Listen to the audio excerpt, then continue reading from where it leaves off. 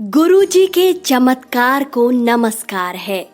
गुरुजी ने ना ही कभी कोई प्रवचन दिया और ना ही कभी कोई श्लोक बताया, फिर भी करोड़ों की संख्या में है गुरुजी के भक्त। कौन है ये गुरु और क्यों हजारों लोग इनकी ओर खींचे चले आते हैं? आज आपको भक्ति की शक्ति दिखाते हैं।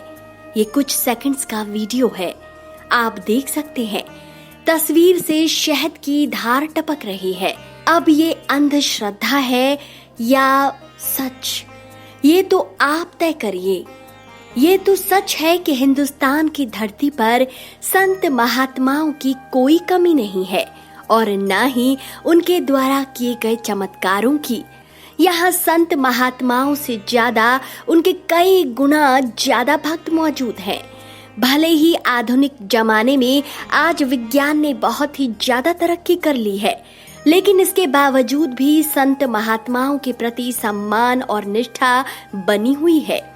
हिंदुस्तान की धरती पर कई अलौकिक और दिव्य क्षमता वाले गुरुजी हैं, जिनके बारे में कहा जाता है कि उन्होंने इस धरती पर मानवता को आशीर्वाद देने और जागरूक करने के लिए ही जन्म लिया है। 7 जुलाई 1954 को पंजाब के मलेरकोटला जिले के डुगरी गांव में गुरुजी का जन्म हुआ था। इनकी प्रारंभिक शिक्षा दीक्षा डुगरी गांव और आसपास ही हुई थी।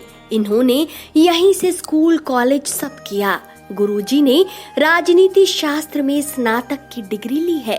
बाल्य अवस्था से ही अध्यात्म से गुरुजी का जुड़ाव हो गया था और जैसे जैसे वक्त गुजरता गया, इनके अंदर का ये लगाव उभर कर बाहर आने लगा। लोग उनसे आकर्षित होते और उनकी शरण में आने लगते। गुरुजी की प्रतिष्ठा इतनी चरम पर थी कि बड़े बड़े वीआईपी इनके भक्त थे। खास बात तो यह थी कि इन्होंने अन्य बड़े बड़े साधु महात्माओं की तरह कोई प्रवचन, कोई बड़े बड़े श्लोक नहीं बताए, मगर इसके बाद भी इनकी लोकप्रियता और बढ़ती ही चली गई। गुरुजी के भक्तों का मानना है कि जब भी कभी वह गुरुजी के समीप जाते हैं, उन्हें हमेशा एक अलग ही तरह की सुगंध का एहसास होता है, मानो जैसे आसपास कहीं कोई गुलाब का बगीचा हो। भक्त कहते हैं उनके नजदीक जाने मात्र से उनके भक्तों की आधी समस्या का समाधान खुद ब खुद हो जाता है। गुरुजी ने अपने पूरे जीवन काल में कभी किसी से किसी तरह की वस्तु या धन आदि की ना ही इच्छा जताई और ना ही उम्मीद की। शायद यही वजह है कि उन्हें लोग कल्याणकर्ता गुरुजी के नाम से भी बुलाते हैं। साधारण से साधारण लोगों से लेकर ऊंचे ऊंचे घराने के लोग तथा किसी भी धर्म जाति के लोगों को गुरुजी के दरबार में बराबर की निगाह से देखा जाता रहा है। हर किसी को गुरुजी का बराबर आशीर्वाद मिलता है। गुरुजी ने कभी भी बाबाओं की तरह किसी को अपना उत्तराधिकारी घोषित नहीं किया। उनका मानना था कि दिव्यता का कोई उत्तराधिकारी नहीं होता। 31 मई 2007 को गुरुजी ने महासमाधि ले ली और दिव्य रूप में सभी भक्तों के साथ नश्वर रूप में जुड़ गए।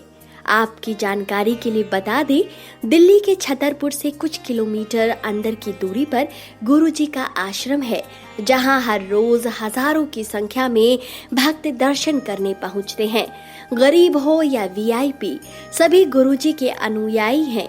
यदि आप गुरुजी के आश्रम जाने की सोच रहे हैं तो सबसे पहले मेट्रो, ऑटो या बस से छतरपुर पहुंच जाएं। उसके बाद वहां से आपको रिजर्व या शेयरिंग ऑटो करके उनके आश्रम तक पहुंचना होगा।